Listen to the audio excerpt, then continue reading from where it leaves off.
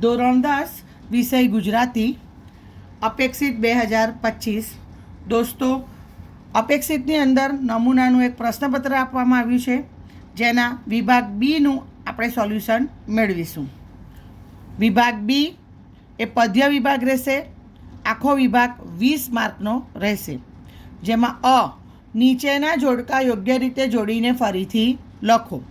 જેમાં અ કૃતિ છે અને બ કર્તા છે.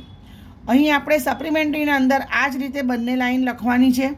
પછી આપણે વિભાગ પણ પાડવાના છે અને 17, 18, 19, 20 ડિટો કોપી કરી લેવાનું છે.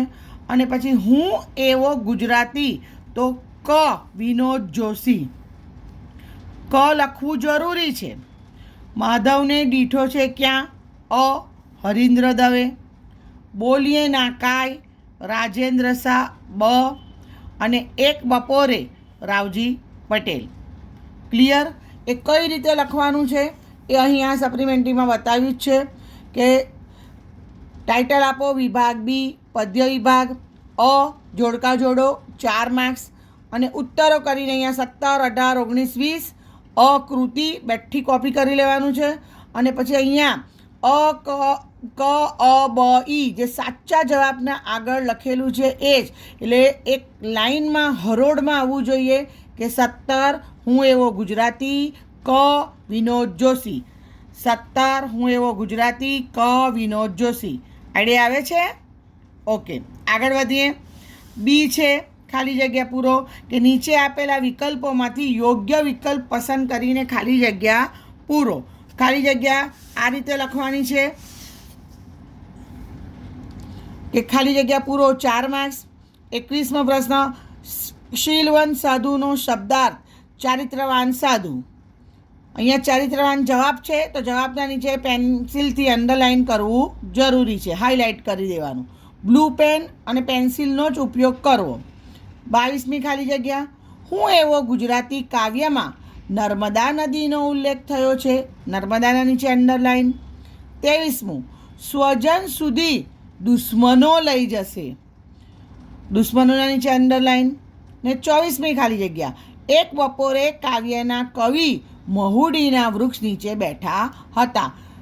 ક્લિયર? અહીંયા વિભાગ બીનો અપૂર્ણ થયો, બ પૂર્ણ થયો. યાદ રાખો, અપૂર્ણ થાય પછી અહીંયા આખી પેન્સિલથી લીટી કરી દેવાની છે. બ પૂર્ણ થાય તો અહીંયા આખી લીટી કરી દેવાની છે ઠેઠ લગીને, એટલે હાઇલાઇટ થાય કે વિભાગ બીનો અપૂર્ણ થયો, અહીંયા પૂર્ણ થાય છે, બ અહીંયા પૂર્ણ થાય. હવે એક વાક્યમાં ઉત્તર લખો. અહીં સવાલ લખવાની કોઈ આવશ્યકતા જરૂર નથી. 2 માર્ક્સના 2 જવાબ છે.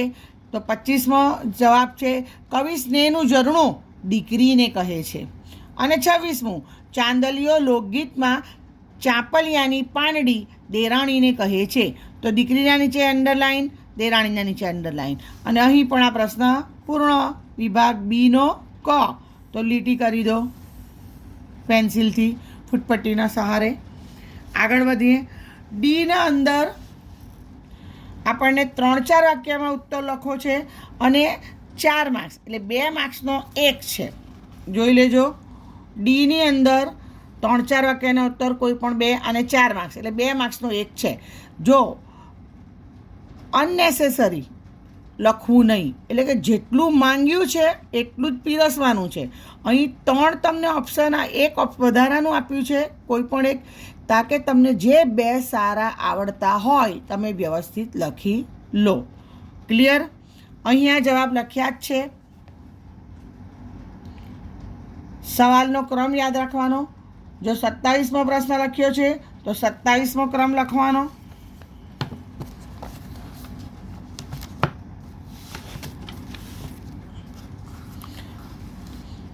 ગુજરાતી વ્યક્તિના શ્વાસમાં અને પ્રાણોમાં શું રહેલું છે? તો ગુજરાતી વ્યક્તિના શ્વાસોમાં ચરોતરની મહીસાગર નદીના પાણી વહે છે એટલે એમનામાં એ પાણીનું ખમીર છે.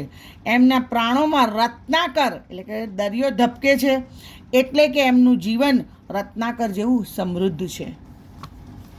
બીજો જવાબ છે, પહેલા સવાલ તો જોઈએ. જળમાં કોનું તેજ રેલાઈ રહ્યું છે? તો યમુના સાથે કૃષ્ણનો નાતો જાણીતો છે. કવિ કહે છે કે યમુનાના જળમાં હરિવર એટલે શ્રી કૃષ્ણ સંતાયા છે. પાતાળે સંતાયેલા હરિવરનું તેજ જળની સપાટી પર રેલાઈ રહ્યું છે. ક્લિયર? અહીંયા દી વિભાગ પણ પૂર્ણ. આઈડિયા આવે છે મિત્રો? ઓકે, આગળ વધીએ. હવે આવશે વિભાગ ઈ. વિભાગ ઈ. વિભાગ ઈમાં શું છે?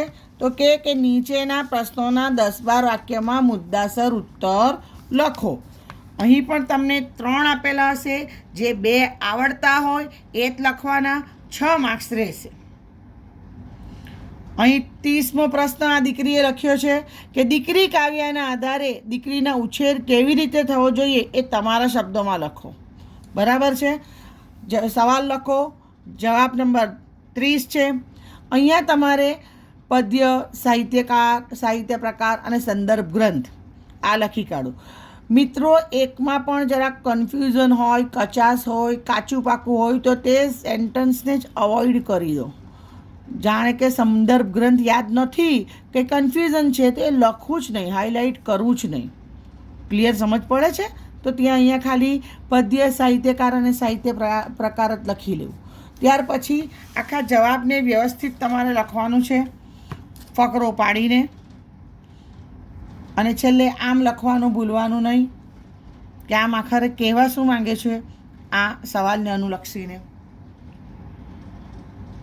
બીજો જવાબ આ દીકરીએ લખ્યો છે 31મા પ્રશ્નનો કે બોલીએના કાવ્યમાં કવિ માણસને શો જીવનબોધ આપે છે. એઝ ઇટ ઇઝ સરસ મજાનું અહીંયા ચોરસખાનું બનાવી દીધું છે. પદ્ય, સાહિત્યકાર, સાહિત્ય પ્રકાર, સંદર્ભ ગ્રંથ. બેટા, નોટ નેસેસરી કે તમે પદ્યનો નંબર લખો. પદ્યનો નંબર કંઈ લખવો એટલો આવશ્યક નથી, જરૂરી નથી. યાદ હોય તો ઠીક છે, બાકી કંઈ લખવાની જરૂર નથી. બોલીએના કાંઈ પદ્ય છે એ લખો, એ બરાબર છે. પદ્ય એટલે કાવ્ય, પોએમ. આવું કહેવાનું ના હોય, આઈડિયા આવી જ જાય. આગળ વધીએ. જો આ જવાબ કેવો સરસ રીતે લખ્યો છે, ફકરો પાડીને, પ્રસ્તાવના જાણે બાંધી છે, વિસ્તૃતીકરણ કર્યું છે અને છેલ્લે કન્ક્લુઝન, બોધ કે પછી આ પાઠના અંદર, આ સવાલના અંદર શું પૂછેલું છે અને તમે શું કહેવા માંગો છો. ખ્યાલ આવે છે? મિત્રો, આશા રાખું છું કે મારા દ્વારા અપાયેલી આ સમજૂતી તમને ગમી હશે. વિભાગ બીને લગતી કોઈ પણ ક્વેરી હોય તો મને કમેન્ટ બોક્સમાં લખીને જણાવો. ઇન્શાઅલ્લાહ તમારી સમસ્યા દૂર કરવાનો પ્રયાસ કરીશ ને આ નવા પ્રકારે સોલ્યુશન આપવાનો પ્રયાસ કર્યો છે. આશા રાખું છું કે એ પણ તમને ગમ્યું હશે. All the best for exam. By.